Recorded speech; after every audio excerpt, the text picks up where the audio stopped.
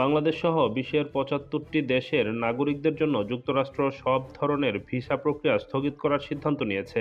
আগামী ২১ জানুয়ারি থেকে এই স্থগিতাদেশ কার্যকর হবে। মার্কিন পররাষ্ট্র দপ্তরের মুখপাত্র টমি পিগট বলেছেন, এই পদক্ষেপ নেওয়া হয়েছে যাতে সেই সমস্ত ব্যক্তি যুক্তরাষ্ট্রে আসতে না পারেন যারা সরকারি সাহায্য বা জনকল্যাণমূলক সুবিধার উপর নির্ভরশীল হতে পারে।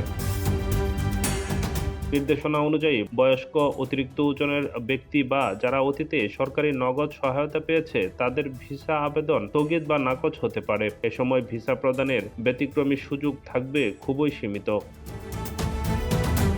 ভিসা স্থগিত হওয়া দেশের মধ্যে রয়েছে Bangladesh, Afghanistan, Pakistan, Nepal, Iran, Syria, Nigeria, Russia সহ মোট ৭৫টি দেশ।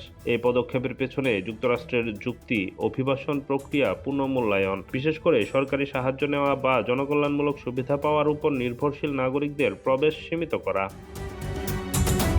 ক্ষমতা গ্রহণের পর থেকে মার্কিন প্রেসিডেন্ট ডোনাল্ড ট্রাম্প অভিবাসন নীতিতে কঠোর অবস্থান নিয়েছেন। গত নভেম্বরে আফগান নাগরিকের ঘটনায় ন্যাশনাল গার্ড সদস্য নিহত হওয়ার পর তিনি তৃতীয় বিশ্বের দেশগুলো থেকে অভিবাসন সীমিত করার প্রতিশ্রুতি দিয়েছিলেন। এই নতুন পদক্ষেপ সেই ধারাবাহিকতার অংশ।